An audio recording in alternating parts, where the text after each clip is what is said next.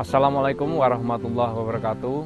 Perkenalkan, nama saya Dono Susilo, mengampu mata pelajaran bimbingan dan konseling.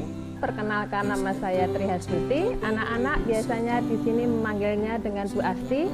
Saya di sini mengampu materi produktif keperawatan.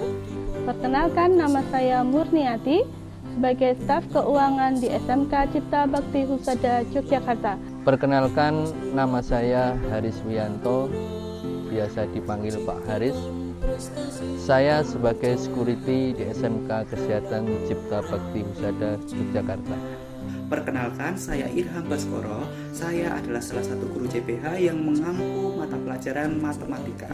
Salam kenal, saya Ibu Keti Aftari Dewi dengan nama panggilan Ibu Keti. Saya mengajar mata pelajaran Bahasa Indonesia untuk kelas 11 farmasi maupun keperawatan. Perkenalkanlah, saya nama Dian Sujati, apoteker SEMM di SMK CBH, ini selaku Ketua Program Keahlian Farmasi. Perkenalkan, nama saya Fatwa Insani. Saya mengampu mata pelajaran produktif farmasi. Perkenalkan, nama saya Putri Fauzia. Saya mengampu mata pelajaran produktif farmasi. Perkenalkan, nama saya Mati. Saya mengampu mata pelajaran produktif keperawatan. Selamat datang di SMK Cipta Bakti Husada. Selamat bergabung dengan kami. Selamat bergabung di SMK Kesehatan Cipta Bakti Husada Yogyakarta. Selamat datang kepada siswa baru di SMK Cipta Bakti Husada Yogyakarta. Jangan khawatir, di saat pandemi COVID-19 ini, Insya Allah nanti akan kita hantarkan untuk menjadi perawat-perawat yang handal. Sukses selalu untuk kita semua. Sukses untuk kita semua. Selamat datang di SMK Kesehatan Cipta Bakti Husada Yogyakarta. Wassalamualaikum warahmatullahi wabarakatuh. Assalamualaikum warahmatullahi wabarakatuh. Selamat pagi, salam sejahtera untuk kita semuanya. Bagaimana kabarnya hari ini? Mudah-mudahan hari ini kalian tetap semangat, tetap fokus, karena hari kedua ini kita akan dibersamai dengan banyak pemateri, dengan materi-materi yang menarik tentunya. Jadi nanti saya harap kalian kalau misalnya mau diskusi, mau bertanya, jangan lupa untuk ngechat aja ya di kolom komentar. Jadi kalian bisa bertanya sembari nanti pemateri menyampaikan materinya. Kalian juga tetap bisa bertanya. Untuk hari ini, hari Selasa 14 Juli 2020, kalian akan dibersamai dengan Pak Dono Susilo SPD yang nanti akan menyampaikan materi tentang penumbuhan karakter peserta didik. Lalu setelah itu ada pemateri dari BNN, Badan Narkotika Nasional Kota Yogyakarta, Ibu Lu'lu Sihjati SIP, yang nanti akan menyampaikan materi tentang pencegahan dan penyalahgunaan nafsa di kalangan remaja. Lalu nanti ada penjelasan akademik dari Pak Wijayanta. Lalu dilanjutkan ada wawasan kebangsaan dari Komandan Distrik Militer Kota Yogyakarta, serta ada pengetahuan mengenai budaya sekolah dari Bapak Dr. Kuswar Santio. Jadi hari ini saya harap kalian tetap fokus. Jangan lupa untuk bertanya. Kalau bisa sih setiap kalian malah harus setor pertanyaan gitu ya, biar diskusinya aktif. Jadi jangan cuma nonton-nonton aja gitu ya. Baik, untuk mempersingkat waktu sebelum kita memulai agenda kita pada pagi hari ini, ada baiknya kita berdoa dulu menurut keyakinan kita masing-masing. Berdoa dipersilahkan.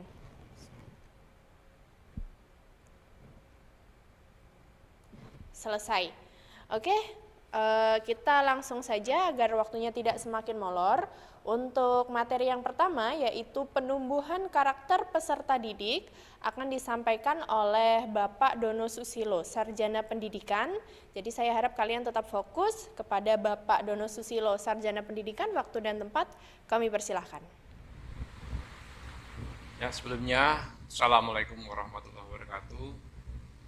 Salam jumpa kepada anak-anakku, siswa-siswi SMK Kesehatan Cipta Bakti Husada Yogyakarta.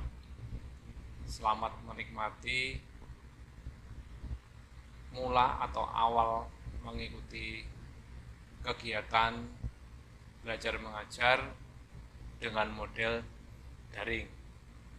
Jadi anak-anak semua dengan sangat terpaksa untuk tahun 2020 ini Bapak Ibu guru yang ada di SMK Cipta Bakti Husada Yogyakarta ini tidak bisa langsung tatap muka dengan anak-anak sekalian karena kondisi yang tidak kita inginkan semuanya, bahwa saat ini kita sedang dalam menghadapi musibah COVID-19. Anak-anak diminta untuk tetap di rumah, belajar di rumah, berdoa pun di rumah. Untuk kali ini kami atau saya dari salah satu dari guru yang ditunjuk untuk memberikan materi tentang karakteristik peserta didik. Tapi sebelumnya, perkenalkanlah, saya akan menyampaikan materi ini. Saya biasa dikenal dengan Pak Dono atau nama lengkap saya Dono Susilo. Kebetulan di sini memiliki jabatan untuk membantu Bapak Kepala Sekolah sebagai Wakil Kepala Sarana dan Prasarana dan sekaligus sebagai guru bimbingan konseling khususnya kelas 10. Jadi anak-anak sekalian, besok di kelas 10 kalian akan ketemu dengan saya terkait dengan bimbingan konseling. Untuk materi kali ini saya diberi waktu untuk memberikan materi tentang karakteristik peserta didik. Jadi anak-anak sekalian yang saat ini usianya masih dalam usia remaja, atau ada pula anak-anak yang sudah remaja lanjutan atau istilahnya remaja madya, nanti akan ada remaja akhir. Untuk kali ini anak-anak masih kelas 10 ini masih saya sebut dengan anak-anak remaja, sehingga karakteristik ini nanti juga akan membahas tentang karakteristik anak-anak remaja, khususnya anak-anak SMA atau SMK di usia kurang lebih ada yang 14, 15, bahkan ada yang 17 tahun. Anak-anak sekalian, perlu dipahami bahwa karakteristik anak-anak kita, anak-anak kami, atau anak-anak didik yang ada di Indonesia khususnya ini memang tidak memiliki karakter yang sama. Jadi setiap anak itu memiliki karakter yang berbeda. Sedangkan karakter sendiri, yang dimaksud dengan karakter adalah suatu watak, ya, watak atau tabiat, atau pembawaan, atau kebiasaan yang dimiliki oleh individu yang relatif tetap. Nah, ini anak-anak pahami dulu bahwa nanti di saat kalian mengikuti pendidikan, entah itu tatap muka atau nanti dalam jaringan. Kalaupun dalam jaringan pun biasanya karakter ini akan tetap melekat pada kalian. Misalnya yang sekarang ini sedang naik daun adalah penggunaan media WhatsApp atau WA. Di situ akan terlihat karakter masing-masing anak. Biasanya kami kalau memantau mereka menggunakan WhatsApp itu memantau di story-nya mereka, story kalian, ya. Jadi story kalian nanti akan terlihat.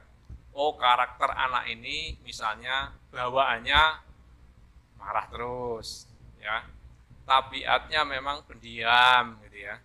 Atau mungkin bahkan dia punya pembawaan yang elegan atau pembawaan yang sederhana misalnya.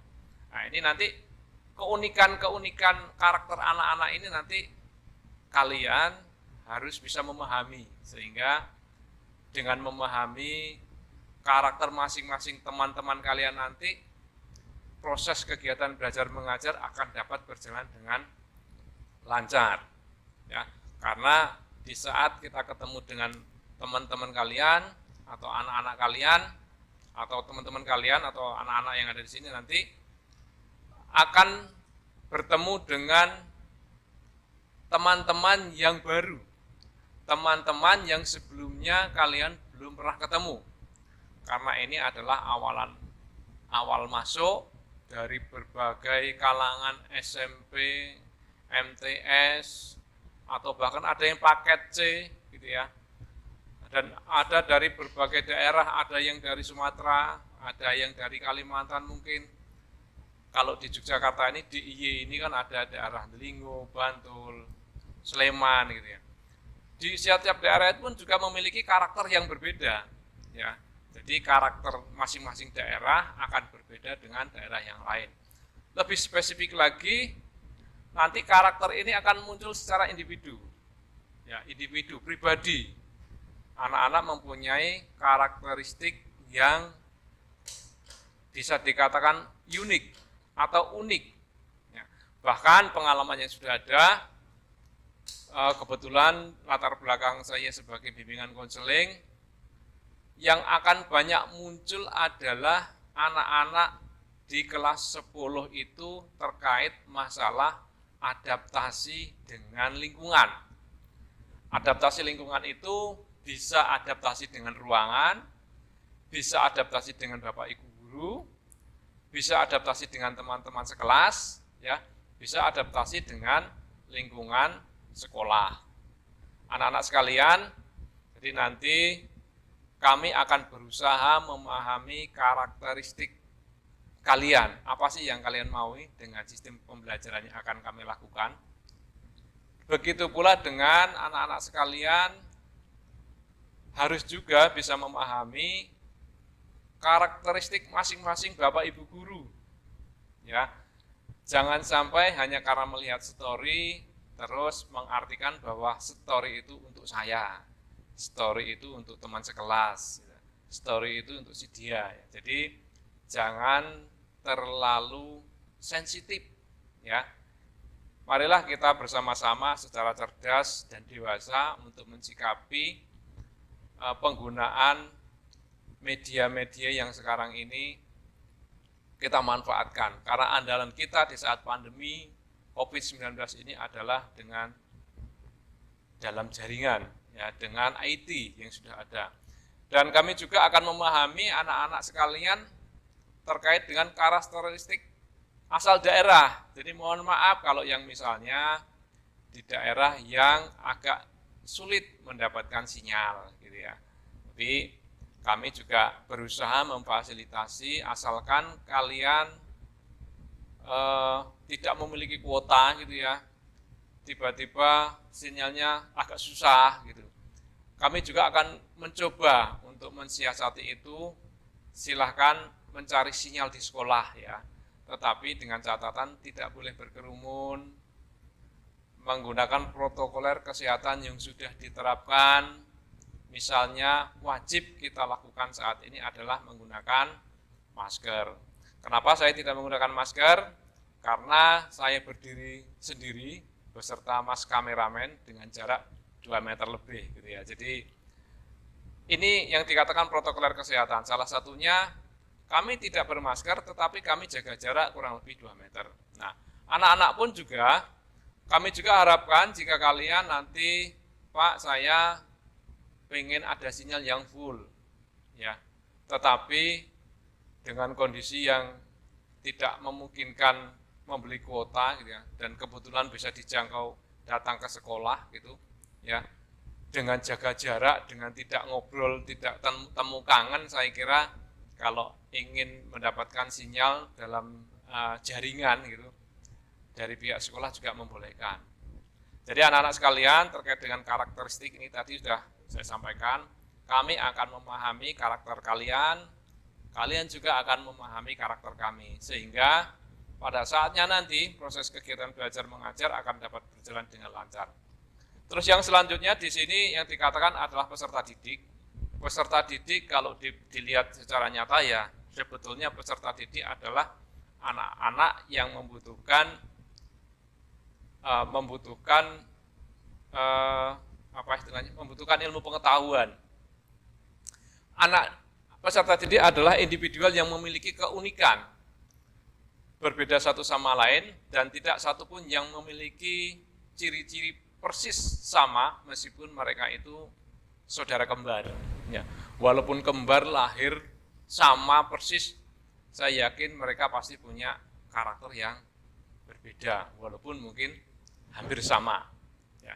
Jadi itu tadi pengertian yang kami sampaikan tentang karakteristik anak-anak sekalian.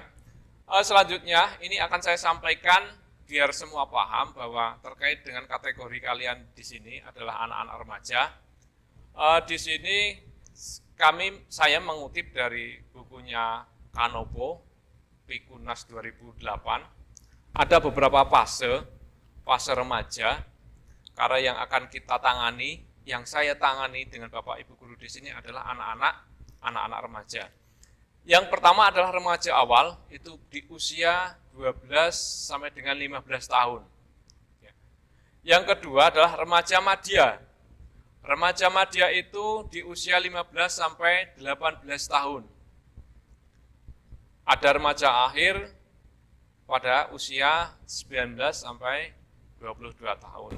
Tetapi kelihatannya ada keputusan lain dari WHO, himbauan istilahnya memutuskan bahwa usia remaja, usia pemuda, usia tua itu sudah agak berbeda untuk saat-saat ini.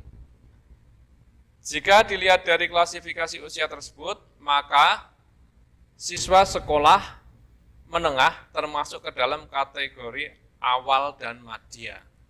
Jadi kalian bisa dikatakan awal remaja dan pertengahan remaja. Sebentar lagi akan meninggalkan remaja. Ya. Itu jadi kategori remaja, kalian biar sama bahwa kami saat ini, khususnya di kelas 10, kelas 10 ini kami menganggap kalian masih anak remaja, yang bisa dikatakan masih anak-anak yang masih labil dalam berpikir, labil dalam memutuskan suatu hal, labil dalam bergaul gitu ya. Mudah tersinggung. Itu mudah-mudahan kami akan memahami. Di kelas 11 akan sedikit berubah lagi. Mulai dari kalian berteman, memilih teman, memilih kelompok belajar, memecahkan masalah, konsultasi dengan Bapak Ibu guru, konsultasi dengan orang tua di rumah, ya. Jadi nanti saya pesan untuk anak-anak sekalian bahwa di saat kalian menghadapi masalah di sekolah, monggo sama-sama kita selesaikan di sekolah. Ya, kita selesaikan di sekolah, kita kumpulkan siapa yang bermasalah, kita ambil jalan tengahnya dengan cara diskusi. Ada diskusi sendiri atau diskusi individu atau konsultasi individu, ada konsultasi atau pertemuan berkelompok. Jadi kalau kalian memiliki masalah berkelompok, kita selesaikan dengan cara kelompok. Nah, nanti saya minta anak-anak sekalian, jika terjadi masalah yang terkait dengan sekolah atau suatu kejadian yang terjadi di sekolah, sebaiknya lah kita ambil jalan tengah untuk menyelesaikannya di sekolah. Jangan sampai masalah di sekolah disampaikan ke orang tua salah tompo, orang tua akhirnya memutuskan hal-hal yang tidak sesuai dengan protokol dari protokol dari sekolah untuk penanganan masalah, akhirnya orang tua menyelesaikan dengan cara mereka. Padahal dari sekolah memiliki cara tersendiri untuk menyelesaikan masalah. Ya. Jadi anak-anak sekalian, dalam rangka menuju MPLS, ini sudah hari kedua kalau tidak salah, nanti MPLS masa pengenalan lingkungan sekolah, dengan terpaksa tadi saya sampaikan dengan metode daring ini sehingga agak sulit bagi kami untuk menerima masukan secara langsung. Tetapi kami sudah membuka melalui beberapa grup, baik itu grup wali kelas, grup orang tua wali, dan grup Bapak Ibu guru. Kami siap menerima masukan, kami siap diajak koordinasi atau diajak dialog jika terjadi hal-hal yang memang harus disampaikan kepada kami. Anak-anak sekalian, ini ada beberapa hal, ada 3 karakteristik pendidik yang akan kami sampaikan. Karakteristik peserta didik. ada 3 hal. Yang pertama adalah karakteristik yang berkaitan dengan aspek emosional. Ya. Karena pada masa peralihan antara masa anak-anak dan masa dewasa, status remaja agak kabur. Ya, agak kabur itu baik bagi dirinya sendiri maupun baik di lingkungannya. Karena anak ini, masa remaja ini dikatakan anak-anak, mereka tidak. Anak-anak dikatakan dewasa, mereka belum dewasa. Ya, jadi anak-anak tersebut masih statusnya masih kabur. Ditanya KTP-nya belum ada, kartu tanda penduduknya belum ada. Ya, tetapi dia sudah gede badannya, sudah gede, secara emosional belum bisa memutuskan secara matang, gitu ya. Saya ambil dari kutipan Semiawan tahun 2005 mengibaratkan bahwa remaja ini terlalu besar untuk serbet, tetapi terlalu kecil diletakkan sebagai taplak meja. Ya. Jadi masih agak, makanya kalian posisinya di sini sebagai anak yang memang akan menuju dewasa, akan menentukan pola pikir yang dewasa. Nah, di sini makanya orang menyebutnya cilik ya ora, gede yo, dewasa belum. Gitu. Gede itu maksudnya gede badannya. Kalau dewasanya mau ijisok nesu, gitu ya. Ijisok njaluk sangu. Wes pinter numpak motor, tetapi belum punya surat izin mengemudi atau SIM C. Ya, saya yakin anak-anak yang ada di sini semuanya kelihatannya sudah mahir untuk mengendarai sepeda motor. Ya, bahkan tahun yang lalu ada anak yang rumahnya Delingo, berangkat dari rumah jam 6 pagi sampai sini jam 7. Saya tanya, "Dok, kamu berangkatnya lewat mana?" Lewat Cinomati, dari Delingo Cinomati ke Yogyakarta. Padahal jam 6 itu masih gelap. Tetapi anak ini punya keberanian yang luar biasa. Tidak memperhitungkan hal-hal yang kone agak di tengah-tengah lewat Cinomati di tengah hutan dengan jalan menurun seperti itu ya. Anak-anak seusia ini terabas saja, terabas boy. Enggak takut ada apa di jalan, tidak takut ada luwak di jalan gitu ya. Nah ini, tetapi mereka enjoy saja sampai di sekolah. Sampai di sekolah, istirahat sebentar, langsung, nah ini yang ada sedikit perubahan di era sekarang ini, era normalnya di masa pandemi. Di saat anak-anak datang ke sekolah, biasanya tahun yang lalu sebelum pandemi, memang kami menyarankan untuk anak-anak datang. Yang paling awal mereka lakukan adalah tersenyum. Tersenyum, walaupun mungkin sedih ya, tetapi dipaksakan tersenyum. Yang selanjutnya untuk menyapa Bapak Ibu Guru. Selamat pagi Pak, selamat siang Bu, selamat pagi Bu. Gitu ya. Kalau berangkat pagi nggak ada siang ya. Assalamualaikum. Dan dilanjutkan biasanya, karena ini juga sudah karakteristiknya orang Jawa, unggah-ungguhnya orang Yogyakarta. Setiap salim dengan orang yang lebih tua biasanya salim dan cium tangan. Untuk saat ini, untuk era ini, kami tidak menyarankan, kami tidak menginginkan untuk anak-anak begitu datang salim dan cium tangan. Untuk saat ini, karena dalam kondisi pandemi ini ternyata salah satu penularan yang bisa terjadi melalui orang lain adalah melalui berjabat tangan. Kenapa berjabat tangan? Karena bisa jadi dimungkinkan pada saat seseorang itu terkena virus COVID-19 dan dia kebetulan dalam posisi orang tanpa gejala memiliki virus tetapi sudah bisa menularkan. Nah, itu makanya kita antisipasi anak-anak sekalian, saya anjurkan berkali-kali juga Bapak dari pengawas dinas menengah Dikmen, Balai Dikmen di awal pertemuan dengan orang tua juga menyampaikan anak-anak sekalian mengikuti protokol kesehatan. Yang pertama, menggunakan masker, selalu cuci tangan, jaga jarak, hindari kerumunan. Nah, itulah anak-anak masa-masa ini terkait dengan karakteristik yang berkaitan dengan aspek emosional, sehingga anak-anak ini secara emosi masih berkobar-kobar, ya, sedangkan pengendalian diri belum sempurna. Nah, ini yang kita katakan dari aspek emosional. Makanya kalau sudah ada anak yang berkobar-kobar, belum istilahnya dengan masing-masing karakter yang berbeda, sehingga ini anak-anak yang lainnya juga harus memahami. Pahamkan bahwa kondisi kita ini adalah kondisi anak-anak yang sedang membara, ya, menggebu-gebu, gitu ya. Ya, saya lanjutkan untuk yang aspek berikutnya adalah aspek yang terkait dengan, aspek yang terkait dengan intelektual.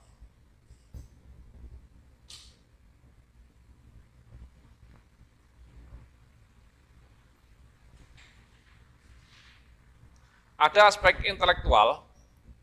Aspek intelektual, anak-anak akan memiliki kegiatan atau aktivitas mental dengan menggunakan berpikir secara nalar, memecahkan masalah di saat-saat remaja saat ini, mampu membayangkan apa yang akan terjadi bila suatu peristiwa di lingkungan kita itu terjadi, ya. Jadi sudah bisa membayangkan bahwa nanti kalau ada seperti ini, kemungkinan seperti ini. Saya itu contoh misalnya, sudah bisa membayangkan, sudah bisa menggambarkan saat-saat ini misalnya, di saat pandemi COVID-19 terjadi di dunia, bahkan di Indonesia khususnya, anak-anak seusia remaja ini sudah bisa membayangkan akan terjadinya krisis ekonomi. Ya, ini contoh. Jadi secara intelektual anak-anak remaja ini, kalian ini, karakteristik kalian itu sudah mulai bisa membaca apa yang akan terjadi jika COVID-19 ini berlanjut. Untuk saat ini baru berapa bulan, sudah terlihat, sudah tidak ada toko buka, catering sudah sepi, ya, kegiatan-kegiatan perkumpulan-perkumpulan sudah tidak ada, sudah dikurangi. Sehingga anak-anak sekalian lebih nyaman kami menyampaikan informasi ini kepada anak-anak yang remaja. Ya, anak remaja ini mudah-mudahan menjadi pelopor kesehatan. SMK Kesehatan Cipta Bakti Husada itu ada emasnya. Salah satunya adalah SMK Kesehatan sebagai pelopor kesehatan di Indonesia, gitu ya. Nah, ini yang selanjutnya adalah terkait dengan karakteristik peserta didik yang terkait dengan spiritual. Nah, spiritual itu biasanya terkait dengan agama, agama yang dianut, kepercayaan yang dianut, ya. Keyakinan-keyakinan religiusnya sudah akan muncul, gaibnya sudah akan terlihat, ya, sudah akan bisa mengetahui bahwa Sang Pencipta ini, Maha Pengasih ini, Maha Penyayang ini memberikan nikmat kepada kita untuk dipergunakan kegiatan yang positif. Sehingga saya ucapkan selamat kepada adik-adik memilih jurusan di kesehatan, ada keperawatan, ada farmasi. Mudah-mudahan yang perawatan ini, yang jurusan perawat ini, walaupun statusnya kalian nanti bukan sebagai seorang perawat, tetapi anak-anak lulusan SMK yang memiliki keterampilan di bidang keperawatan. Ya. Kalau sebagai perawat nanti jika kalian sudah mengikuti diploma atau S1-nya keperawatan, itu menjadi seorang perawat dengan memegang surat izin perawat. Kalau saat ini kalian masih sebagai anak-anak SMK jurusan keperawatan atau farmasi. Yang keperawatan, saya juga apresiasi kepada kalian bahwa di saat COVID yang ternyata informasinya banyak informasi yang belum tentu positif. Banyak korban COVID-19 jurusan perawat atau seorang perawat atau seorang tenaga medis gitu ya. Tetapi kalian berani, ya. Berani, saya apresiasi bahwa kalian berarti adalah generasi penerus yang akan mampu bersaing di era normal ini, ya. Ikuti protokol kesehatan sekali lagi. Eksistensi dan sifat kemurahan serta keadilan Tuhan mulai dipahamkan dan dihayati menurut sistem kepercayaan atau agama yang kalian anut. Dan kalian akan mulai menemukan pegangan hidup dan jati diri yang definitif. Apa itu definitifnya? Definitif itu berarti sudah ditetapkan. Misalnya kalian menganut agama ini, ya wis, saya tidak akan berubah dengan agama yang lain. Atau mungkin punya keyakinan seperti ini juga akan tidak akan berubah ke keyakinan yang lain.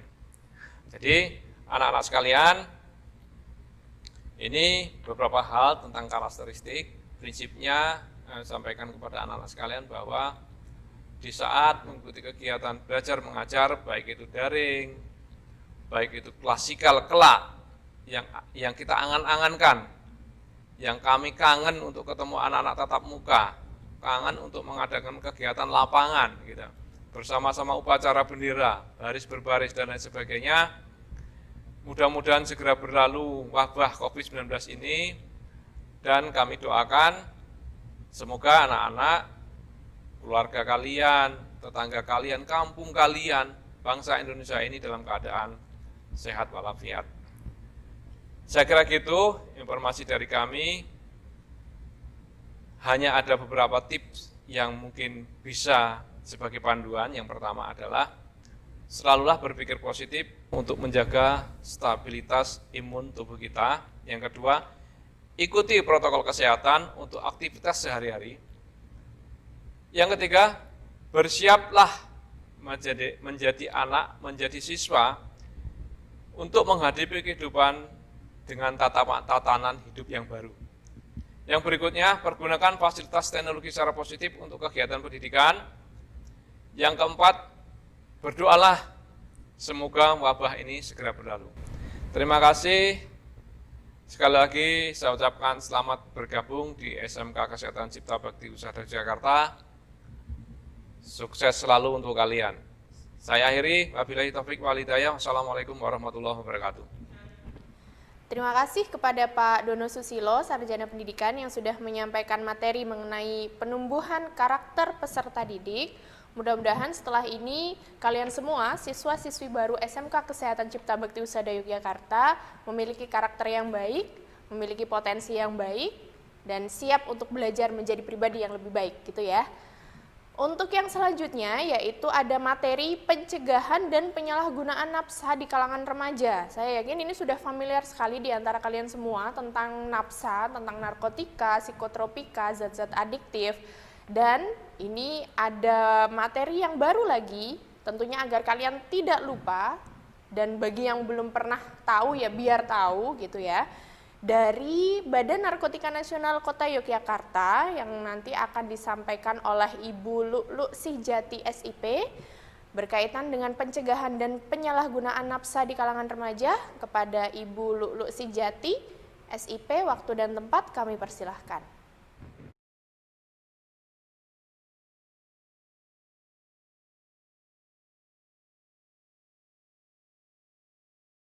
Assalamualaikum warahmatullahi wabarakatuh. Selamat datang teman-teman SMA, MA, dan SMK di wilayah Kota Yogyakarta. Kali ini bersama kami, tim BNN Kota Yogyakarta akan memberikan informasi kepada kalian tentang narkoba, narkotika, psikotropika, dan bahan adiktif lainnya. Kenapa kalian perlu mengetahui tentang narkoba? Karena ternyata Indonesia sedang dalam posisi darurat narkoba. Hal itu ditandai dengan maraknya narkoba di golongan lingkungan kita, baik itu golongan artis, baik itu pejabat, maupun remaja atau pelajar seusia kalian. Dan itu tidak pandang bulu, tidak pandang jenis kelamin, maupun usia dan status. Oleh karenanya, penting bagi kalian untuk dapat informasi sehingga kalian dapat mengerti, memahami, dan mampu dengan tegas menolak bahaya penyalahgunaan narkoba. Nah, apa saja narkoba itu? Bagaimana bahayanya? Dan bagaimana cara kalian untuk menghindarinya? Ayo coba bersama kita lihat tayangan berikut ini. Silakan.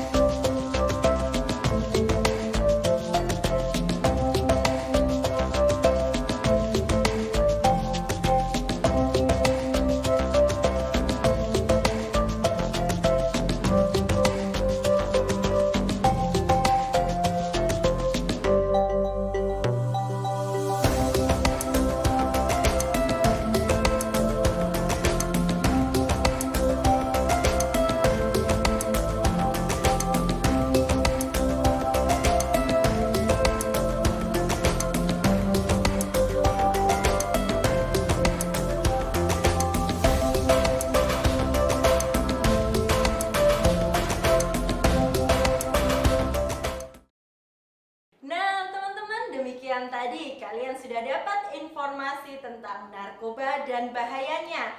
Tapi ingat, kalau kalian masih punya pertanyaan, bisa lewat telepon di BNN Kota Yogyakarta di nomor 0274 428 4329 atau bisa juga lewat Instagram kami di @bnnk_jogja atau di Twitter lewat BNNK Yogya maupun YouTube kami di BNN Kota Yogyakarta.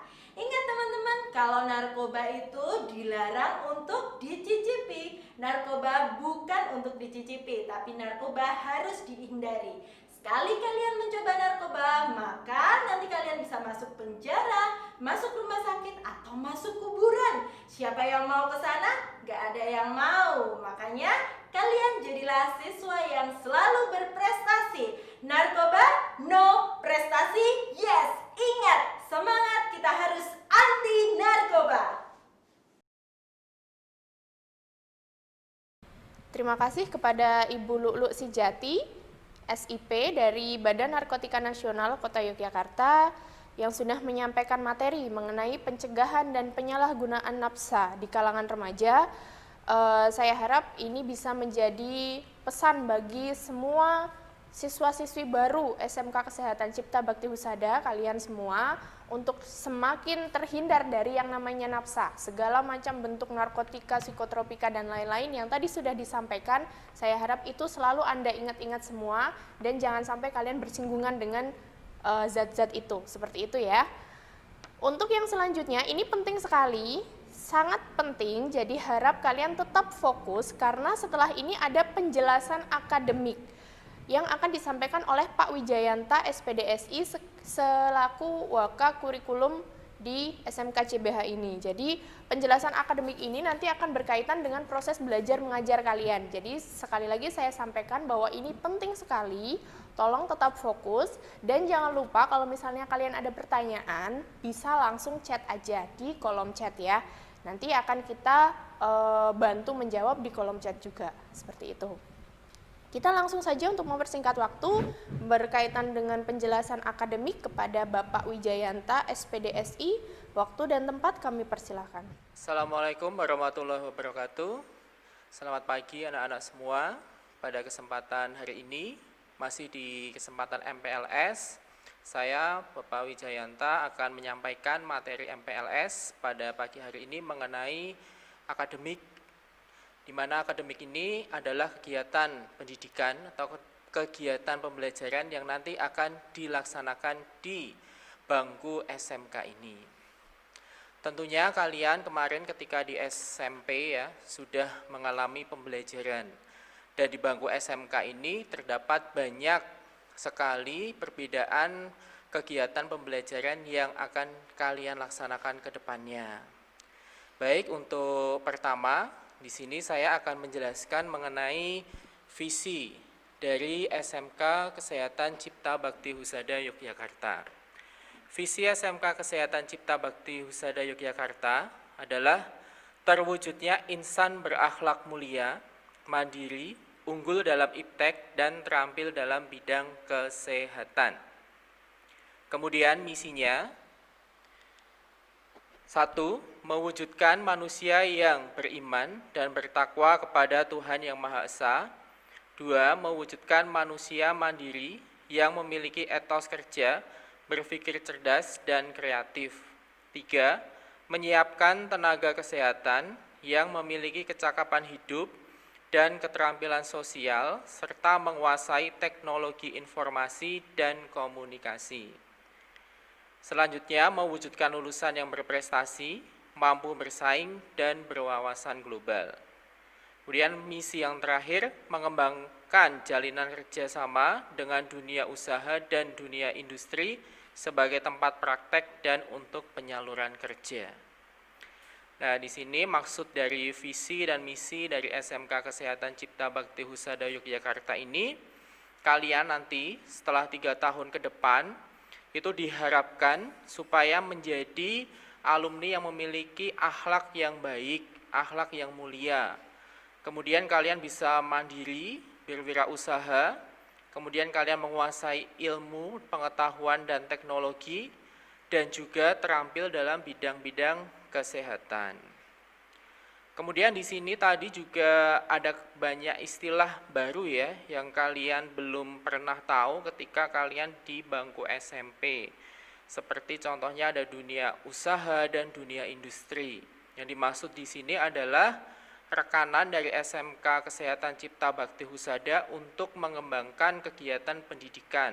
Di antaranya adalah untuk kegiatan PKL atau praktek kerja lapangan, dan nanti juga dalam penyaluran alumninya. Jadi setelah kalian lulus, nanti kalian akan dibantu dalam kegiatan penyaluran kerjanya. Kemudian, selain itu juga di SMK Kesehatan CBH ini ada tujuan yang nanti akan dicapai ke depannya. Tujuan yang pertama, taat melaksanakan ibadah sesuai ajaran agama yang kalian anut. Yang kedua, menghasilkan lulusan yang peduli terhadap lingkungan, sosial, dan bersikap toleran. Yang ketiga, menghasilkan lulusan yang memiliki ilmu pengetahuan dan teknologi yang bertanggung jawab dalam rangka hidup bermasyarakat. Yang keempat, beretos kerja tinggi, berpikir kreatif dan inovatif, serta berwawasan global.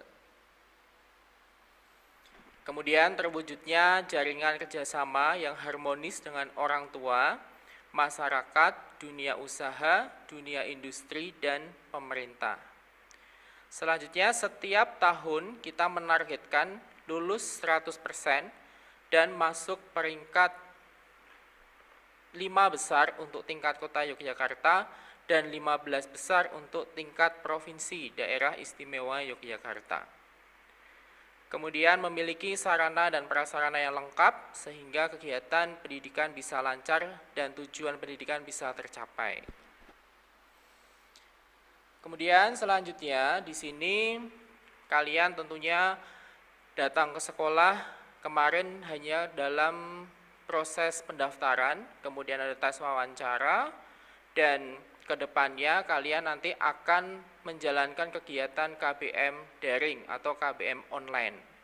Namun sebelum kita membahas mengenai apa itu KBM online atau KBM daring, di sini saya akan mengenalkan struktur organisasi dari SMK Kesehatan Cipta Bakti Husada Yogyakarta.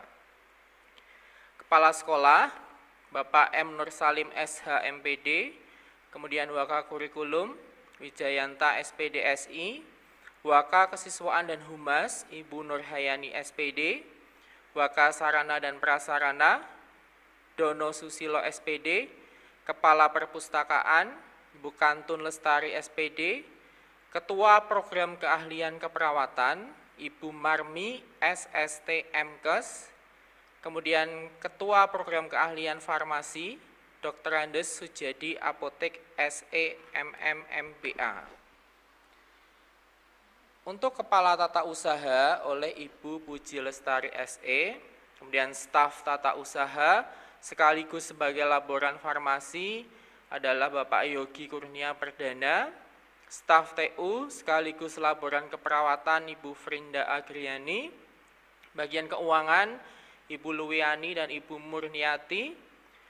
Kemudian di sini yang paling penting dari kalian tahu adalah wali kelas kalian. Untuk wali kelas dari 10 KP1 adalah dengan Ibu Sumarni SPD, di mana Ibu Sumarni di sini nanti juga akan mengajar materi atau mata pelajaran pendidikan Pancasila dan kewarganegaraan. Beliau memiliki nomor WA 081 354 957 274. Kemudian yang di kelas 10 keperawatan 2, wali kelasnya dengan Ibu Imas Ifrian Wijayanti SPD MSI. Kalian bisa menghubunginya di nomor WA berikut 085 743 210550. Kemudian yang dari jurusan farmasi, wali kelasnya adalah Ibu Ari Ernawati SPD. Beliau mengampu mata pelajaran fisika, kemudian ada undang-undang kesehatan. Beliau bisa dihubungi di nomor WA 089 560 411 6566. Sedangkan tadi Bu Imas itu mengajar mata pelajaran biologi dan anatomi fisiologi. Baik, selanjutnya di sini Bapak akan menjelaskan tentang kalender akademik atau kalender pendidikan SMK Kesehatan Cipta Bakti Husada Yogyakarta tahun pelajaran 2020-2021. Kemudian yang akan pertama kita bahas adalah kalender di bulan Juli.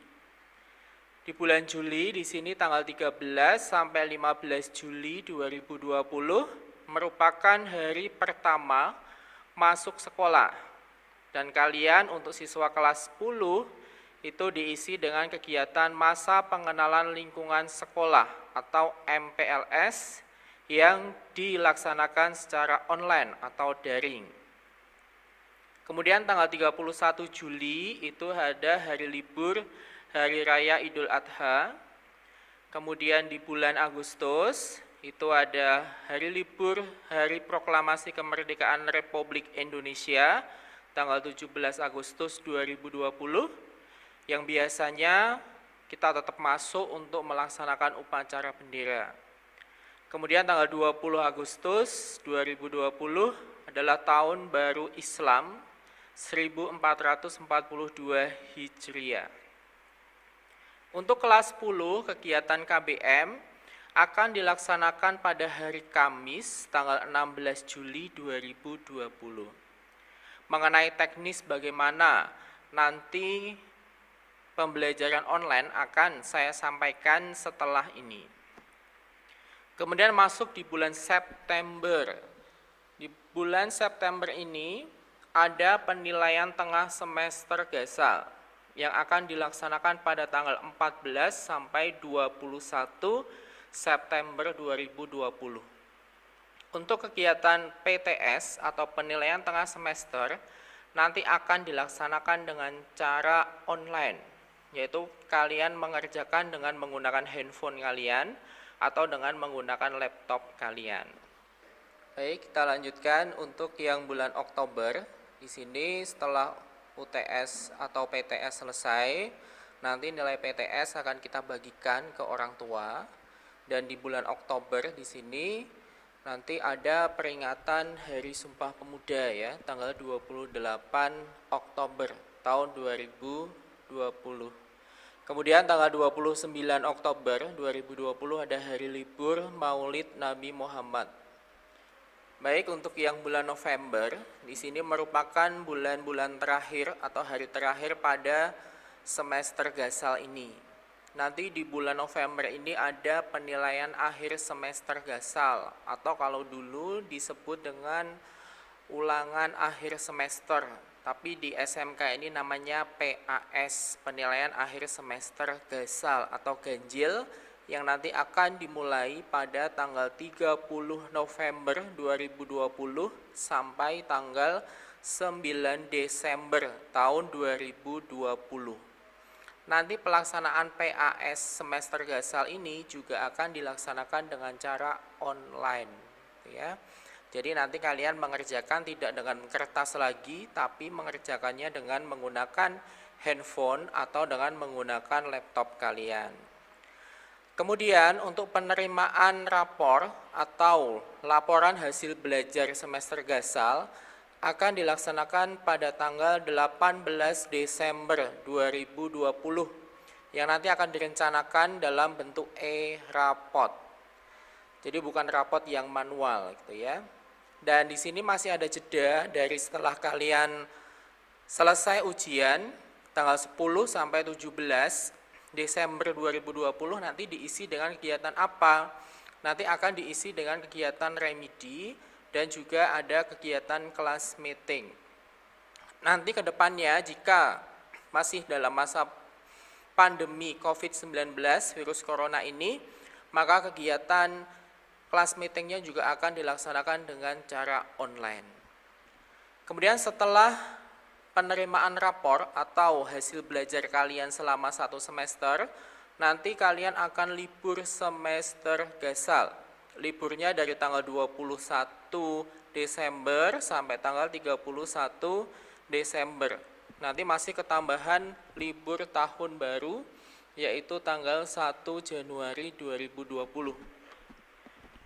Kemudian nanti kalian akan masuk di semester genap itu di tahun 2021 bulan Januari yaitu tanggal 4. Baik, di sini kalian tadi setelah libur semester ya dari tanggal 21 Desember sampai tanggal 31 Desember 2020. Nanti kalian masih ditambah libur tahun baru tahun 2021 pada tanggal 1 Januari. Nanti kalian akan masuk sekolah lagi, kegiatan belajar mengajar pada tanggal 4 Desember 2021. Harapan kita semua pandemi virus corona ini sudah berakhir sehingga kalian nanti bisa KBM secara langsung di sekolah. Kita masuk di bulan Februari 2021. Di sini masih diisi dengan kegiatan KBM atau kegiatan belajar mengajar. Nanti hanya akan ada libur pada tanggal 12 Februari 2021 memperingati Hari Raya Imlek. Kemudian masuk di bulan Maret tahun 2021. Di sini masih ada KBM. Kemudian kalian akan mulai melaksanakan PTS lagi. PTS semester 2 atau semester genap, yaitu penilaian tengah semester yang akan dilaksanakan pada tanggal 8 sampai 16 Maret tahun 2021. Kemudian akan ada libur juga di sini tanggal 11 Maret Hari Raya Isra Mi'raj. Kemudian tanggal 14 Maret Hari Raya Nyepi. Kemudian nanti tanggal 22 sampai tanggal 26 Maret 2021 akan dipakai kelas 12 atau kelas 3 untuk ujian sekolah SMK. Kemudian pada tanggal 29 sampai 30 Maret 2021 akan ada ujian sekolah susulan SMK. Di sini kelas 12, berarti yang kelas 10 tidak. Nah, di sini nanti kalian akan melaksanakan kunjungan industri untuk kelas 10 dan kelas 11 pada tanggal 29 sampai 31 Maret tahun 2021. Untuk tempatnya di mana nanti akan kita diskusikan dengan orang tua kalian melalui rapat. Kemudian tanggal 17 sampai 19 Maret, tadi kelupaan ya, kalian akan melaksanakan kemah. Kemah di sini nanti di luar sekolah, nanti tempatnya, kemudian biayanya juga akan kita bahas pada saat rapat dengan orang tua. Baik, kita masuk ke bulan April. Di bulan April di sini nanti kita sudah masuk di bulan suci Ramadan. Tentunya nanti akan ada perubahan jam untuk KBM-nya. Nanti pada tanggal 1 April 2021, tadi kalian masih kunjungan industri ya. Kemudian tanggal 2 itu ada hari libur wafat Isa Al-Masih. Kemudian tanggal 5 sampai 9 April 2021 di sini nanti akan dipakai untuk kelas 12 untuk ujian kompetensi keahlian. Jadi labnya nanti akan dipakai full untuk kelas 12. Kemudian tanggal 12 April sampai 14 April itu kalian libur, yaitu libur awal Ramadan 1442 Hijriah. Kemudian tanggal 15 mulai masuk KBM biasa di bulan suci Ramadan. Biasanya pada saat bulan suci Ramadan KBM tetap berlangsung namun ada pengurangan jam. Dan kegiatan ditambahi dengan kegiatan keagamaan, misalnya ada kegiatan tadarus, kemudian ada kegiatan pesantren kilat. Kemudian masuk di bulan Mei 2021, di sini tanggal 1 kalian akan libur karena ada hari buruh. Kemudian tanggal 10 sampai 12 Mei 2021 ada libur akhir Ramadan. Kemudian tanggal 31 Mei hari kenaikan Isa Al-Masih yang berbarengan dengan Hari Raya Idul Fitri.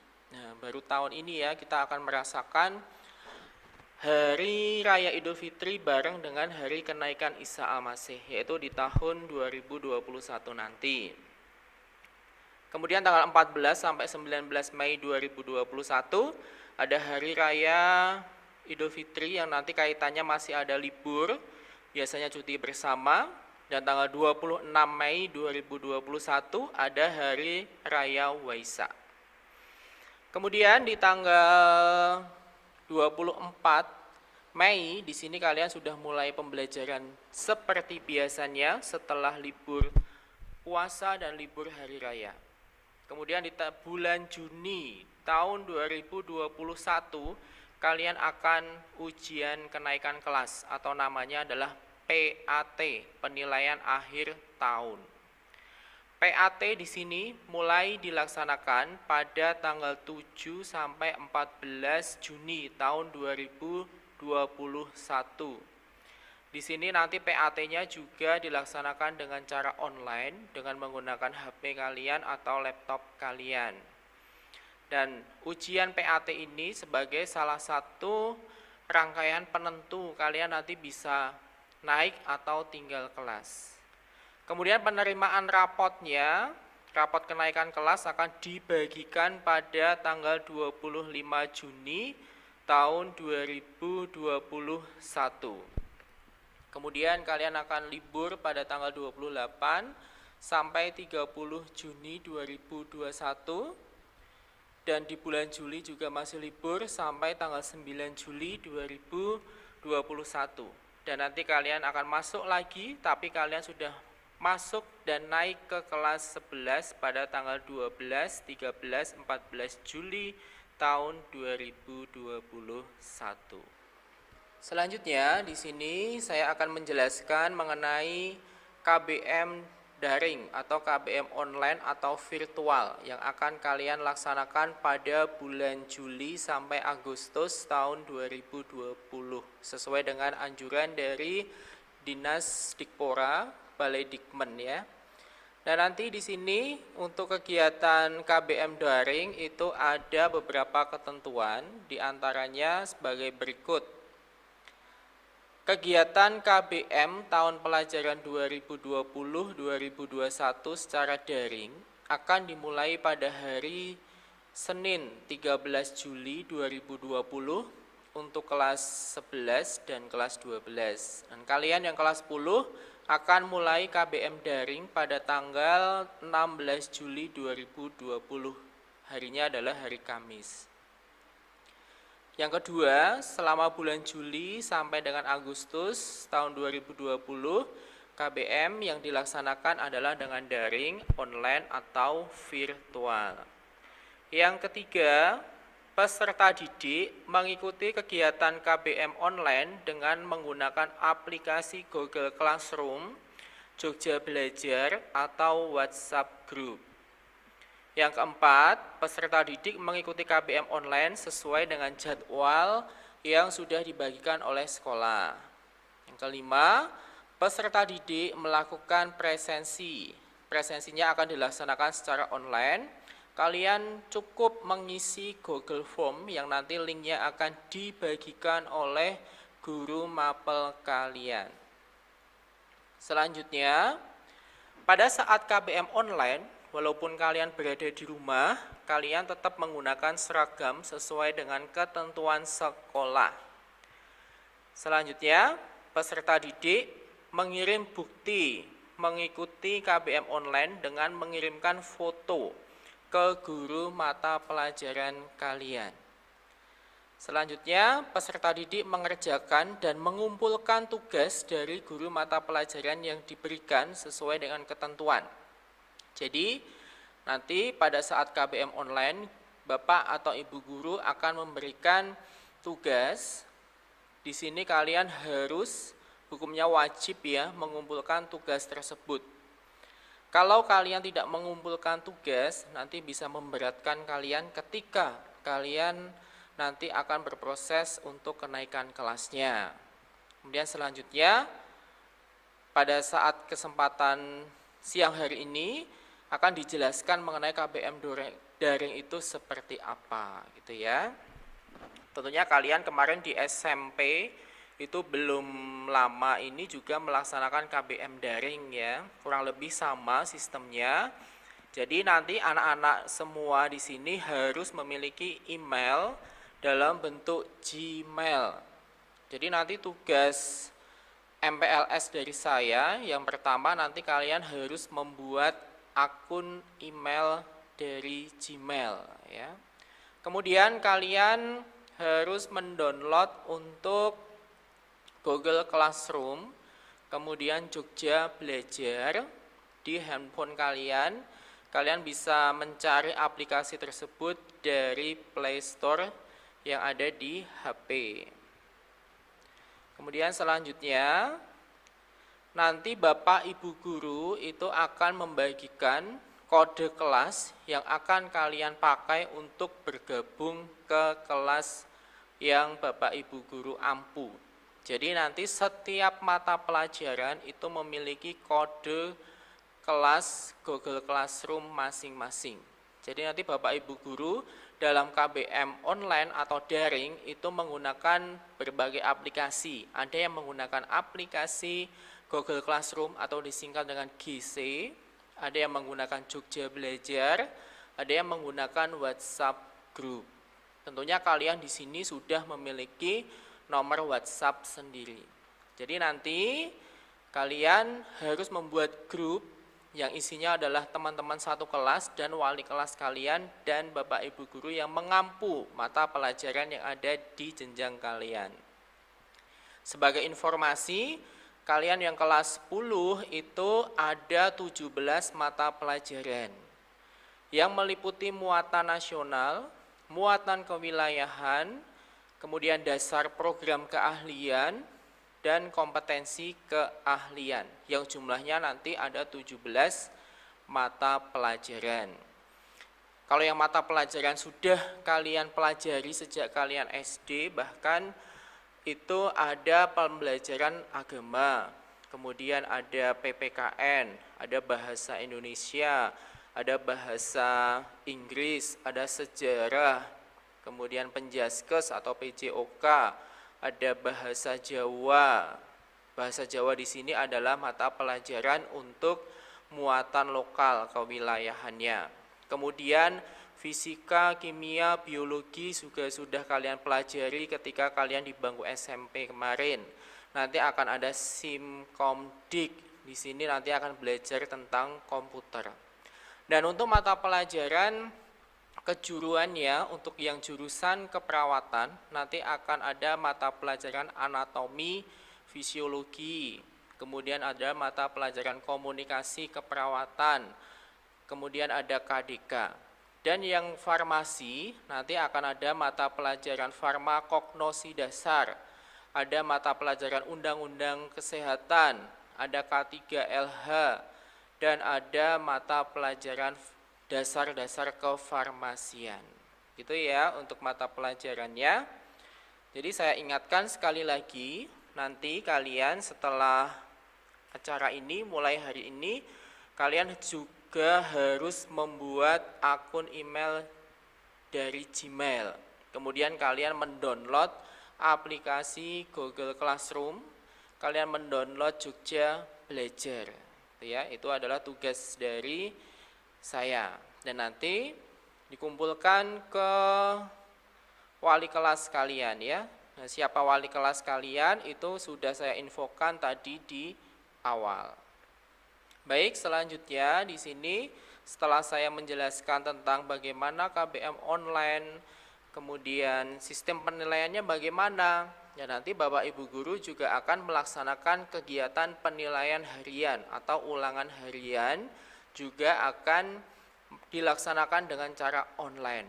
Dengan menggunakan Google Classroom juga bisa, atau bisa menggunakan Quizzes ya.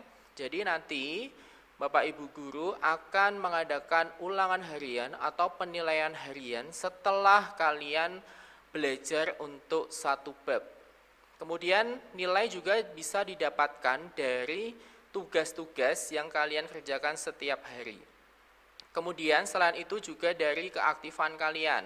Absensi kalian juga menentukan untuk penilaian dari Bapak Ibu Guru. Jadi jangan sepelekan untuk tidak mengikuti kegiatan KBM secara online.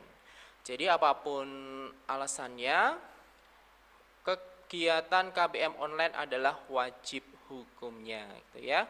Sekarang sudah tidak ada alasan lagi untuk tidak ada kuota, gitu ya. Kemudian susah sinyal. Dan apabila kalian mengalami hal-hal seperti itu, kalian harus izin ya, harus menginfokan ke wali kelas kalian atau ke guru BK kalian. Dan di jadwal juga ada jadwal BK. Nah, di situ kalian di BK itu bisa konsultasi dengan guru BK kalian, dan dari guru BK nanti juga akan memberikan materi mengenai bimbingan pembelajaran. Baik, selanjutnya di sini setelah kalian melaksanakan kegiatan KBM, melaksanakan kegiatan penilaian harian, mengerjakan tugas, ikut PTS, ikut PAT, nah nanti kalian akan ditentukan naik atau tidaknya ke kelas 11 atau ke kelas 2. Dalam penentuan kenaikan kelas di sini juga ada syarat-syaratnya. Kriteria kenaikan kelas. 1. Menyelesaikan seluruh program pembelajaran dalam 2 semester, yaitu semester gasal dan semester genap, pada tahun ajaran 2020-2021.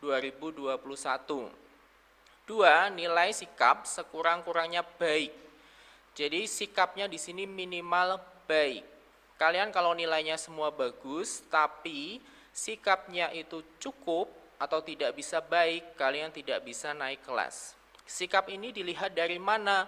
Salah satunya dari kedisiplinan. Yang ketiga, nilai ekstrakurikuler pendidikan kepramukaan sekurang-kurangnya baik. Jadi, ekstra wajib di SMK Kesehatan Cipta Bakti Husada Yogyakarta ini salah satunya adalah pramuka. Dan pramuka sebagai penentu kalian bisa naik atau tidaknya ke kelas 11. Kalau mau naik, ikuti kegiatan pramuka secara aktif sehingga nanti bisa mendapatkan predikat baik. Yang keempat, ketidakhadiran alfa atau tanpa keterangan maksimal 12 hari dalam 1 tahun.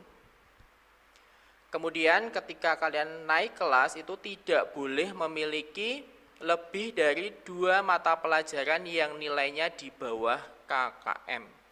Oh ya, nanti nilainya di sini itu ada 2 nilai, ada nilai pengetahuan dan nilai keterampilan.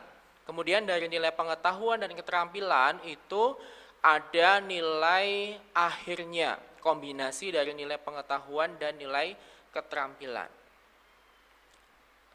Kemudian syarat yang terakhir, jika ada mata pelajaran yang tidak mencapai KKM pada semester gasal, nilai akhirnya diambil rata-rata semester gasal dan semester genap pada tahun pelajaran 2020-2021.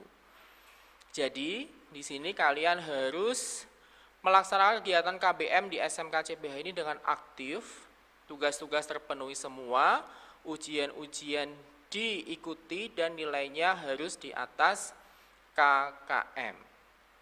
Dan tadi kan di sini pramuka itu sebagai salah satu ekstra wajib ya. Lah ekstra yang lainnya apa? Ya, di sini kegiatan ekstrakurikuler atau keterampilan tambahan itu dibedakan menjadi dua. Ada yang wajib dan ada yang pilihan. Yang wajib itu tadi adalah pramuka untuk yang kelas 10 dan yang kelas 11 adalah PMR atau PPGD. Kemudian pilihannya ada 1 bahasa Jepang, 2 bahasa Korea, 3 klub kewirausahaan atau produk kreatif herbal dan herbal terapi, 4 keperawatan komplementer. Di sini ada kegiatan baby spa atau pijat bayi, bekam, refleksi, massage dan akupresur. Kemudian yang kelima di sini ada klinik sains. Nanti biasanya di sini koordinator ekstrakurikuler yaitu Bu Deni Sartika yang nanti akan mengkoordinir kegiatan ekstrakurikuler. Nanti kalian akan diberi angket pilihan ekstrakurikuler. Jadi kalian wajib mengikuti 1 ekstrakurikuler wajib dan 2 ekstrakurikuler pilihan. Jadi kalian bisa mulai memikirkan dari sekarang, kalian ke depannya mau ikut ekstrakurikuler yang mana. Dan jika masih dalam masa pandemi, nanti ekstrakurikulernya juga akan dilaksanakan dengan cara online.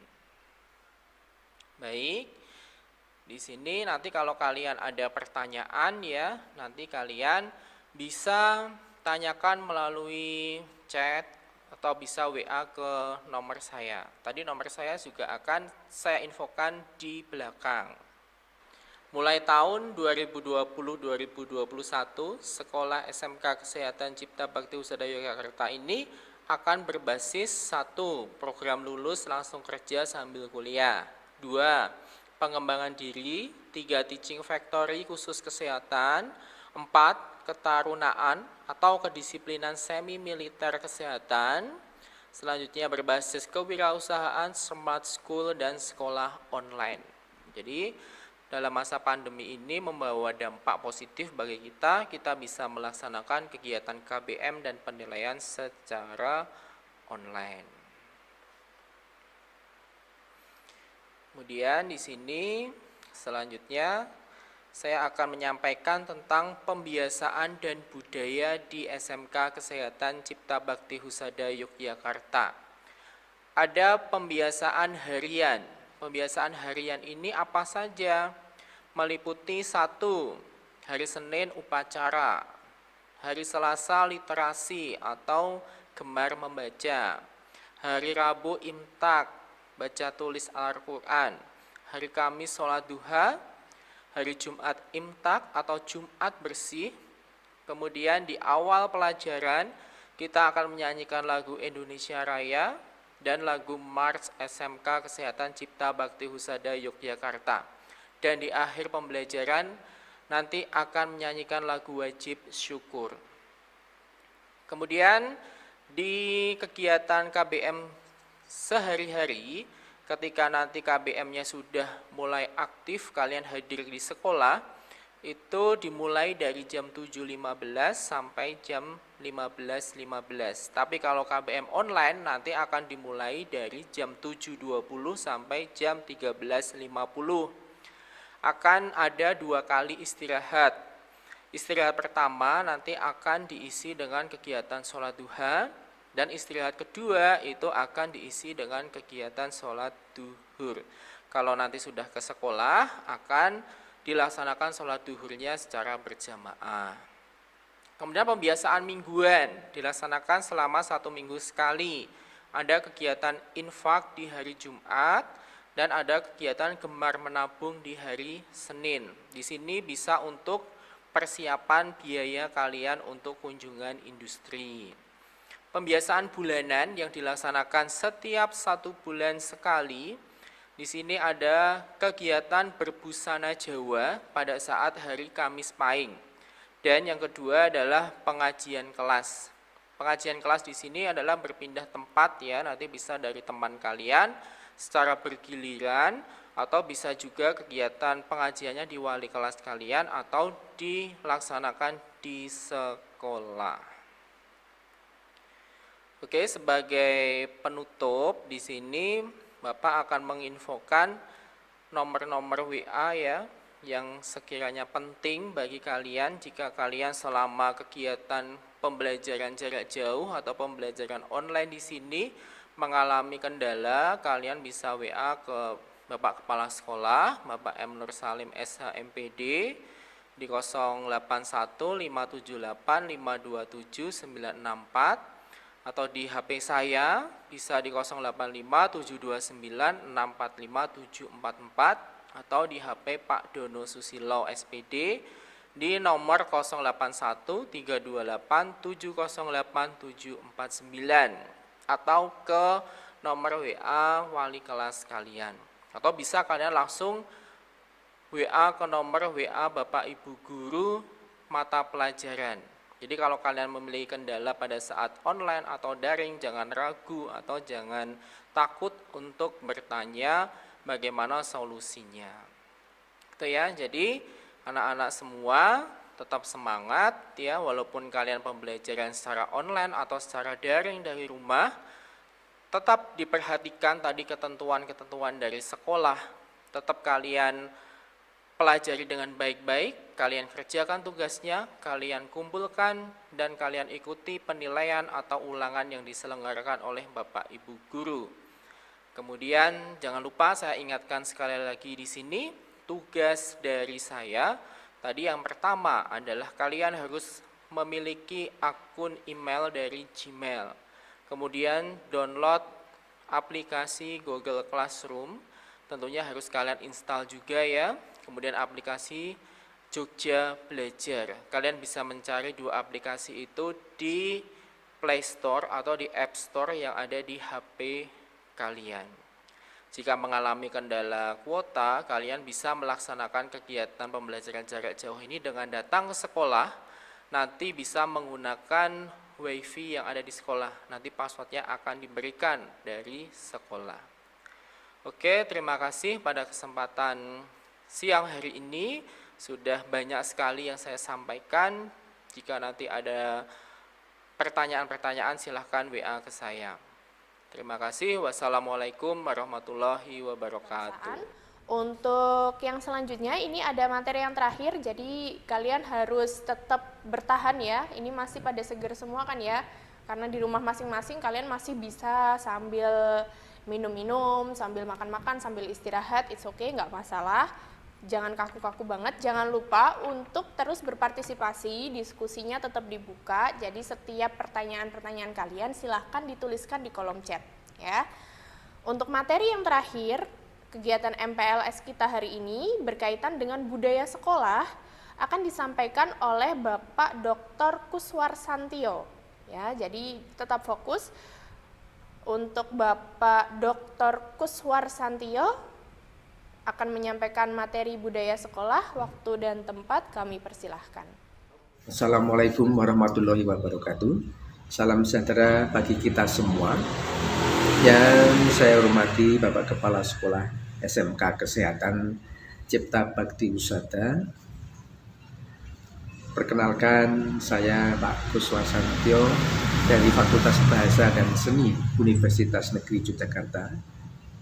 Pertama, saya mengucapkan terima kasih kepada panitia pengenalan atau orientasi pengenalan sekolah untuk siswa SMK Kesehatan Cipta Bakti Husada yang baru masuk di tahun ajaran 2020 ini.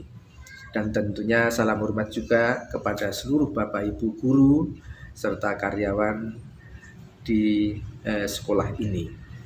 Saya mendapatkan kepercayaan ini sungguh luar biasa dari Pak Dono Susilo, yaitu sahabat saya. Dan saya disuruh bicara tentang apa, Mas Sus? Saya bertanya. Budaya sekolah, Pak. Budaya sekolah itu kan yang seperti apa? Kita akan bicara budaya sekolah dari dua terminologi kalau begitu, Pak Sus.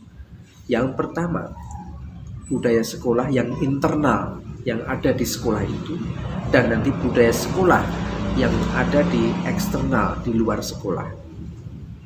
Kita mulai dari budaya sekolah yang eksternal. Budaya sekolah yang internal ini diciptakan oleh sekolah itu sendiri melalui visi misi yang ada di sekolah. Bagaimana menerjemahkan visi dan misi sekolah?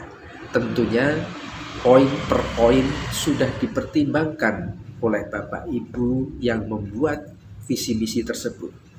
Nah, sekarang tugas siswa SMK Kesehatan Cipta Bakti Husada ini menerjemahkan apa yang ada di dalam visi misi itu di dalam kehidupan sehari-hari di sekolah.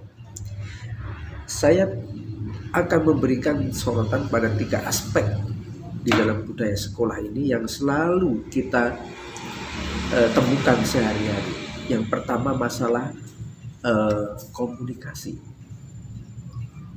Komunikasi ini perlu dibangun, baik itu sesama antar pelajar, juga siswa dengan guru, guru dengan karyawan, karyawan dengan yang lain, dan seterusnya. Ini interaksi internal di dalam sekolah. Tanpa adanya komunikasi, tentunya untuk merealisasikan tujuan di dalam visi misi ini tidak akan berhasil. Tetapi sekarang itu komunikasi kan sudah berbeda orientasinya. Kalau sudah menggunakan HP itu namanya komunikasi, padahal di sini hanya main game, ya kan? Nah, komunikasi yang seperti apa? Ini sekarang yang kita kembangkan adalah bagaimana kita itu melakukan diskusi tegur sapa kultural. Meskipun di masa pandemi ini kita tidak bisa tatap muka, terpaksa pakai online, sistem daring. Nah, inilah menjadi alasan anak-anak muda sekarang tidak mau bertemu dengan temannya, lebih baik pakai daring karena alasan kesehatan. Tapi ini terjadi di saat pandemi ini. Itu tidak pernah terjadi sebelumnya. Yang kita selalu mengedepankan komunikasi secara langsung. Ada aspek yang hilang di dalam budaya komunikasi ini. Tentunya ulah rosok. Perasaan kita akan hilang karena kita hanya dibatasi oleh dunia maya. Kita bisa bicara tapi tidak bisa merasakan langsung bagaimana suara yang langsung keluar dari lawan bicara kita. Ini aspek komunikasi. Oleh sebab itu komunikasi yang bagus tentunya kalau bisa kita ketemu langsung dan apa yang akan kita sampaikan itu didengar bersama dan dilakukan bersama-sama. Yang kedua, permasalahan disiplin. Disiplin di dalam sekolah ini juga harus dibudayakan. Sekarang di era COVID-19 ini disiplinnya sudah luar biasa. Tetapi dalam konteks cuci tangan, pakai hand sanitizer, ya, pakai masker, jaga jarak, dan seterusnya. Ini disiplin yang dikondisikan karena situasi yang memaksa. Kalau orang tidak melakukan disiplin, pasti akan terganggu kesehatannya atau terancam kesehatannya. Nah, bagaimana menerapkan disiplin tanpa ada pressure atau tekanan atau paksaan? Ini yang sulit dilakukan. Di dalam kehidupan sehari-hari sebelum terjadinya COVID-19, disiplin pelajar atau mahasiswa di perguruan tinggi itu sudah lumayan bagus. Hanya bagaimana menyikapi disiplin ini berkaitan dengan orang lain. Nah, disiplin untuk dirinya sendiri oke, sudah boleh dikatakan prosentasenya itu sudah di atas 80%. Tetapi kalau disiplin untuk orang lain dan bagaimana kita menjalin komunikasi tadi kaitannya dengan masalah disiplin ini yang harus masih perlu diperjuangkan. Karena tugas mengerjakan tugas Bapak Ibu guru itu juga membutuhkan kedisiplinan. Kalau Bapak Ibu guru sudah menyuruh dikumpulkan tanggal sekian, jangan sampai melewati batas tanggal itu, berarti Anda tidak disiplin. Ini disiplin di dalam melaksanakan tugas belajar. Disiplin yang lain di rumah, di rumah itu mau sekolah juga sebagai seorang yang sudah SMK tingkatannya tentunya tidak akan sama dengan ketika waktu SD ataupun SMP. Nah, disiplin inilah yang harus dibangun dari dalam dirinya pribadi, kemudian sebelum disiplin dengan orang lain, termasuk kita Kang Sen mau belajar bersama jam sekian, tetapi ternyata kita tidak menepati, itu berarti kan sudah disiplin dari sisi efektivitas waktu. Kemudian yang ketiga adalah cooperation. Cooperation ini penting. Bekerja sama di dalam hal-hal tertentu kita perlu kerjasama, saling menolong, saling membantu di dalam proses kita berinteraksi di sekolah. Tentunya tidak berlaku kalau pas ujian. Kalau ujian ya kita tidak boleh bercooperation, itu namanya nanti sama juga bohong. Jadi kalau sudah ujian ya memang itu harus sendiri-sendiri, percaya diri. Tetapi kalau dalam konteks tertentu bergotong royong, saling menolong ini penting sekali. Dalam ajaran budaya, ajaran agama apapun, gotong royong selalu ditekankan. Ini penting. Menolong sesama, menolong orang yang tidak mampu, menolong kesulitan orang, itu semuanya ada pahalanya.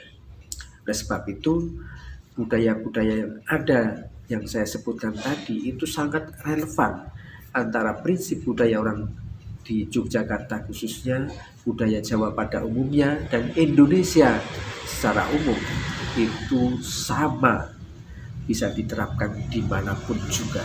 Oleh sebab itu anak-anakku dari SMK Kesehatan Cipta Bakti Husada tentunya komitmen untuk membangun budaya sekolah secara internal ini harus dibangun terlebih dulu sebelum Anda membicarakan budaya-budaya lain yang berada di luar sana, di luar sekolah. Nanti di segmen yang kedua saya akan bicara bagaimana kearifan lokal diterapkan di sekolah. Tunggu setelah yang satu ini. Bagian kedua tentang budaya eksternal akan saya sampaikan budaya yang diwariskan oleh pendiri Kerajaan Kasultanan Ngayogyakarta Hadiningrat. Beliau adalah Pangeran Mangkubumi. Beliau menanamkan prinsip golong giling, sawiji, greget, sengguh, dan noramingko. Prinsip golong giling inilah adalah satu kesatuan saiyek saeko kapti. Kita menyatukan tekad untuk membangun komitmen di dalam rangka menuju cita-cita tertentu. SMK Kesehatan Cipta Bakti Husada tentunya punya cita-cita, dan cita-cita itu harus diraih dengan golong giling. Apa golong giling itu? Golong giling adalah bulat, tapi bukan bulat sesel, tetapi bulat oval. Maknanya apa? Itu adalah dinamika. Meskipun kita ada perbedaan, tetapi nanti akhirnya akan bertemu. Karena bulat oval memadukan dari titik tertentu sampai ke titik tertentu tanpa terputus. Golong giling. Seperti telur. Kekuatannya luar biasa. Jadi Anda bisa membayangkan bagaimana telur itu kalau dalam posisi ovalnya itu tidur, kemudian dipadatkan begini, tidak mungkin dia akan pecah. Tetapi kalau posisi yang membujur ini di tengah, kemudian ditekan dari atas, itu pasti pecah. Ini kekuatan golong giling yang secara filosofi bisa kita terapkan di dalam kehidupan di sekolah. Budaya sekolah menerapkan prinsip golong giling adalah sesuatu yang luar biasa apabila kita bisa melakukan implementasinya di dalam kehidupan sehari-hari. Yang berikutnya, golong giling, sawiji, greget, sengguh, noramingko yang tadi saya sampaikan. Itu juga jabarannya sangat luar biasa untuk perilaku di dalam kehidupan sekolah. Sawiji itu adalah tekad, nyawiji, konsentrasi. Kemudian greget. Greget itu adalah totalitas yang tiada tara. Sengguh, percaya diri. Dan yang terakhir adalah Oramingkum, pantang menyerah. 4 prinsip dasar ini tadi, jika bisa Anda lakukan di dalam kehidupan budaya di sekolah, sangat luar biasa. Ini adalah afeksi yang harus kita sampaikan untuk modal penguatan kognitif dan psikomotorik yang Anda raih di dalam proses belajar di sekolah SMK Kesehatan ini. Sawiji berkaitan dengan konsentrasi. Tidak ada orang di dunia ini yang tidak memiliki konsentrasi. Pasti mereka akan melakukan konsentrasi, melakukan apapun pekerjaannya. Karena apa? Dengan konsentrasi ini, tujuan pasti akan tercapai.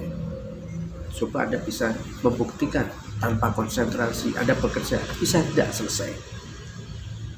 Ini adalah realitas. Yang kedua,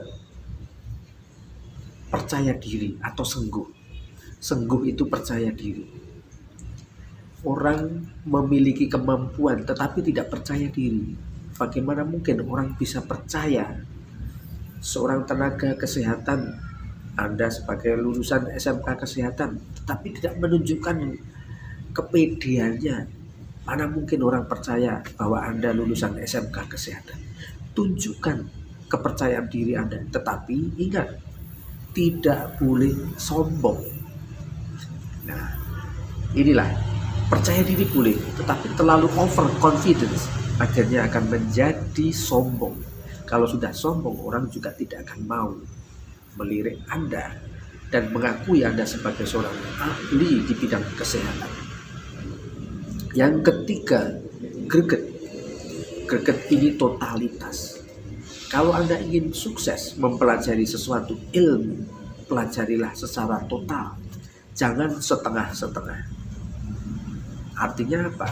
Kalau sudah masuk dan menyatakan niat masuk ke SMK Kesehatan Cipta Bakti Husada, jangan tanggung-tanggung. Lakukan itu secara total, all out. Apapun yang harus ditempuh, dilakukan, tugas dari Bapak Ibu Guru harus dipenuhi demi mencapai cita-cita di sana. Yang sudah menunggu itu adalah buah dari totalitas usaha kita dan konsentrasi nyawiji tadi. Dan yang terakhir adalah Oramingkum. Oramingkum ini pantang menyerah. Dari usaha tadi, orang harus bisa mengarahkan satu sikap yang kadang-kadang menggagalkan usaha kita yang sudah di atas, gagal seperti kita dalam permainan ular tangga. Karena apa? Kita tidak punya sikap Oramingkum tadi. Kita harus tunjukkan sampai titik darah penghabisan. Itulah proses pencapaian kesuksesan dari proses belajar, etos belajar yang bisa kita tumbuhkan melalui prinsip golong kilik, sawiji, greget, sengguh, dan Oramingkum. Inilah budaya Jawa yang sekarang sudah diadopsi di beberapa wilayah di luar daerah istimewa Yogyakarta untuk membangun komitmen di dalam bekerja sekolah. Saya kira SMK Kesehatan Cipta Bakti Husada bisa mengimplementasikan nilai-nilai budaya lokal yang dimiliki oleh Yogyakarta ini untuk membangun komitmen siswa-siswinya di dalam rangka mencapai kompetensi keahlian yang dicita-citakan. Saya kira dari saya itu, lebih kurangnya mohon maaf. Wabillahi taufik wal hidayah. Assalamualaikum warahmatullahi wabarakatuh. Salam budaya. Terima kasih kepada Bapak Dr. Kuswar Santio atas materi yang tadi sudah disampaikan berkaitan dengan budaya sekolah. Semoga semakin membuka wawasan siswa dan siswi baru SMK Kesehatan Cipta Bakti Husada Yogyakarta. Dengan berakhirnya materi tentang budaya sekolah tadi, berarti sudah selesai juga rangkaian MPLS kita pada hari Selasa ini. Selesai hari Selasanya aja. Baik, saya rasa itu rangkaian kegiatan kita pada hari ini Selasa 14 Juli 2020. Sebagai pembawa acara, saya mengucapkan terima kasih kepada semua pemateri-pemateri kita hari ini yang sudah sangat luar biasa sekali memberikan wawasan dan pengetahuan kepada siswa-siswi baru SMK Kesehatan CBH dan kepada siswa-siswi SMK Kesehatan CBH, siswa-siswi baru. Terima kasih juga atas partisipasinya. Besok jangan lupa kita berkumpul lagi di jam yang sama. Jika tidak ada diskusi lebih lanjut, saya selaku pembawa acara mengakhiri kegiatan kita pada hari ini dengan bacaan hamdalah bersama-sama. Alhamdulillahirobbilalamin. Saya akhiri. Wassalamualaikum warahmatullahi wabarakatuh.